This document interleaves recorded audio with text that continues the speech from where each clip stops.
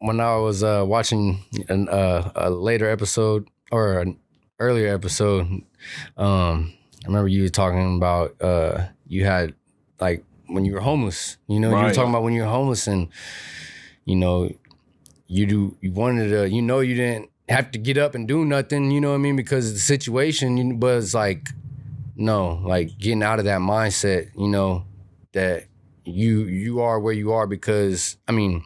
Maybe not all of it, 100% of it is you, but like, you know, you're creating your reality, you know? Look, you're not responsible for what the world does to you, but you're responsible for how you respond to it. Exactly. The reaction. To the actions. The reaction to the action. Nice.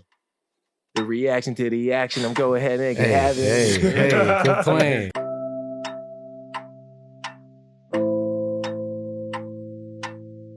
That's where we can relate to one another and know, like, no, we're not perfect, you know? So I don't expect you to be perfect, but just try, you know what I mean? Try your best. Yeah. And so that's how we came about Potent Child, you know, is, all right, if I can at least try to do better, you know, than yesterday, if I can do 101 push-ups today, because I know I did 100 yesterday, like, then that's just like, you know, reassurance that I can keep going, you know, and do more. So let's take a step back. Let's introduce you guys to the podcast. We got the Tyner boys. You already had older brother on here, but we got Raymond Tyner and we got Rob Tyner. Yes, sir. Yeah, man. Like you said, you guys have been starting something. I've been noticing it for a while. Like you guys kind of creating your own little content, creating and like producing this brand, this movement. Let's call it Potent Child movement. Mm-hmm. Where did this come from? Like, where did you guys start? Tell them what it stemmed off of. Yeah, so how it came about. You know, I've been trying to become on my entrepreneurial, you know. And anyways, so I was just on the couch one day, you know, thinking of like, damn, what would be a cool name? And the word potential had kind of just stuck out to me. And I was like, all right, well, potential. I was like, I see the root word of potential is potent, you know. And then so I was like, oh, that's pretty ironic, you know what I mean? Not really though. That's how words are, you know what I mean? But like, it made you think. It was this word that means something to do with growth has a root etymological origin. Yeah. Etymology, just like word origin, right? And when you said root, you could have said the etymological root. You know what I mean? That's what it is, right? But you're like, but the actual origin of this word, the root of this word, means like toxin, poison. Like what the? I get what you mean, and that's what I heard at first. Right, I was hearing like potency. You know what I'm saying? Right. But yeah, and I mean, it is, but it's not more of like I mean, you can like potentially get worse, you know what I mean?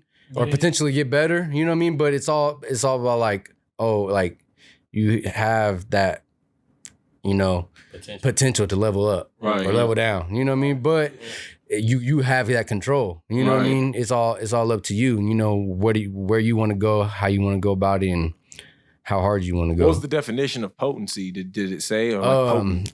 If I can remember, it was like it was like to, I don't know if it was to be or it was like potent, adjective, having great power, influence, or effect. Yeah. So I think it's more telling that we would automatically associate negative connotation with the word potent rather than giving it the neutral, both positive and negative connotation associated with it. Yeah. So potent, having great power, influence, or effect. So a potent child is a child in which manifests that great potential through actually manifesting that great power, influence, and effect. Right. I like that. Yeah. How I came up with the child part was, I mean, it kind of sounds similar, like the end of the word is TIAL, but it's kind of like, I mean, child, like potential. Right. Gotcha. Okay. A little play on words. Yeah. A little wordplay, but I mean, also like I believe, you know, everybody got different, you know, religious backgrounds, different spiritualities, but I personally believe like we're all, you know, a child of God, you know, like, and that's also, you know, was why I chose the name Potent Child, you know, just because we're children of God. 100%. Yeah. Right. Yeah. That's good. I like that. You know, Raymond, did you have any Did you have any influence or contribution in the early stages, or was this something that you just kind of vibed with also and realized like, yeah, this is something that I share as his brother, the same sort of drive and vision. So like, especially with terms of it being like more of a movement, like being able to make music, clothing, all that sort of stuff. Right. Where did you kind of fall into the whole mix? So my brother came to me basically asking me, I want to come up with this brand and Potent Child. And I was like, bro, it sounds dope as fuck. You know what I'm saying? And then he was like, but we need a logo for it. I was like, man, you know I like to get creative. So came to me and I was like, basically... He started the first rough draft, like for the concept of the logo, what it would look like. And since that very first, how he did it was like, it was a P and then a C coming out of the P. Right. And I was like, yeah, that's it. You know what I mean? Then we just kept like altering it until we got it what we wanted. Doing a few modifications here and there and got it how we wanted. Have you even seen, you haven't seen the end of the video yet?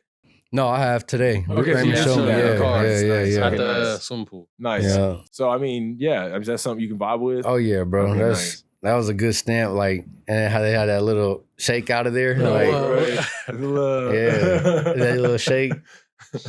But yes, sir. Isn't it it's crazy, man, how you can sit by and participate in something and end up seeing not understanding or truly even knowing what the end result could be, but end up seeing what the end result is and being proud of it. Man. Like for y'all being able to see that video, like you said, like you asked me if it's something I'm proud of. It's like, I'm hella proud of that. And I love watching it back over and over again and seeing and feeling the same feels that I get the first time I watched it and made it. You know what I mean? Yeah. For sure. But yeah, and like when you know, like, dang, I just did something amazing. You know what I mean? You want to keep that momentum going. Like we were saying, like you want to keep it going and, and that's why like I want to build a community, quote unquote. You know what I mean? Even though it is a movement, it's a lifestyle movement, for as an individual, we live this individual life, but we all have these people around us that we can use, that not child? Use, but for Potent Child.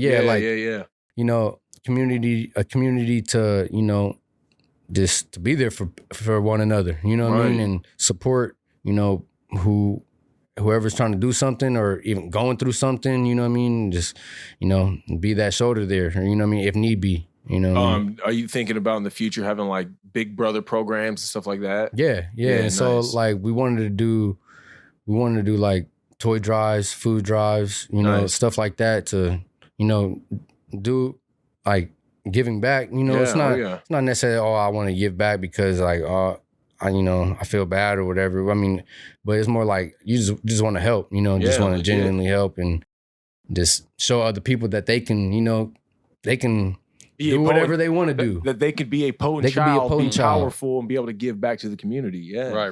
Reach that potential. Yeah, reach that potential. Or because you probably can't ever reach your potential, but it's like always chasing after that potential. Right. You know what I'm saying? It leaves room for growth. Yeah. So what's funny is in yoga, my master's thesis was kind of over this concept where in yoga you have like all your chakras and the top chakra is like your crown. And they say you never live in that crown. Like you always have to constantly re-unlock that crown chakra, right? You never live in that crown chakra forever. Right. And the idea behind that and the way I talk about it in my master's thesis and the way Christianity, I think, really talks about it, or we'll just say Judeo-Christian values, the way that they articulate those sort of like Hindu principles is they talk about being the godly version of yourself or living like Jesus, but you'll never be Jesus. Right. See what I'm saying? You'll never be Jesus. It's that God in you. Right, but you'll have lapses of Jesus-like moments where you can be there as a beacon, as a potent child for other individuals to be a powerful shoulder to stand on or to lean on. You know what I mean? Yeah. So, so I agree with that 100% because it's true. You'll never... When you reach and maximize your potential, there will still be another potential for you to maximize and reach. Right. So you never reach that end goal per se. And that's what we talk about every time on the podcast, that Sisyphean battle of pushing that rock up the hill. Yeah. The story of Sisyphus pushing that rock up the hill. Every time he gets to the end and he thinks he's done pushing, he looks up and he sees a whole nother fucking hill. Right. And like when I was watching a later episode or earlier episode, I remember you were talking about you had like when you were homeless. You know, you were talking about when you were homeless, and you know, you wanted to. You know, you didn't have to get up and do nothing. You know what I mean? Because of the situation, but it's like no, like getting out of that mindset. You know that you are where you are because I mean maybe not all of it, 100% of it is you, but like you know you're creating your reality. You know, look, it's you're not responsible for what the world does to you, but you're responsible for how you respond to it. Exactly. The reaction to the actions. The reaction to the action. Nice. Mm-hmm. The reaction to the action. I'm go ahead and have it. Hey, quit playing. Quit playing.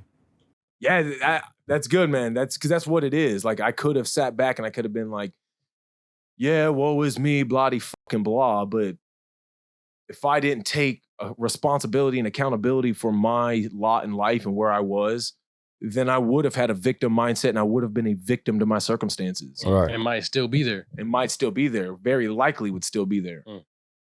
If you didn't change the way you were thinking. Right, exactly. Mm-hmm. But because the way I was thinking is what got me there in the first place. Right.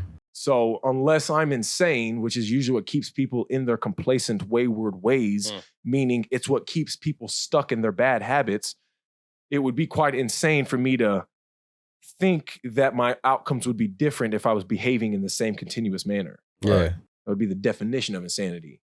And I was looking around, I'm like, I ain't like these other insane homeless motherfuckers because I at least got some semblance of sanity to myself. Right. Ooh, semblance of sanity to myself. Ooh, quit playing. That's not an onomatopoeia, but alliteration. Yeah, there we go. Alliteration. Genius. I like that. Yeah. You know what an onomatopoeia is? Yeah, it's like a boom or a pow. Yeah, like crunch. Yeah. Genius. Yeah, genius. Real shit.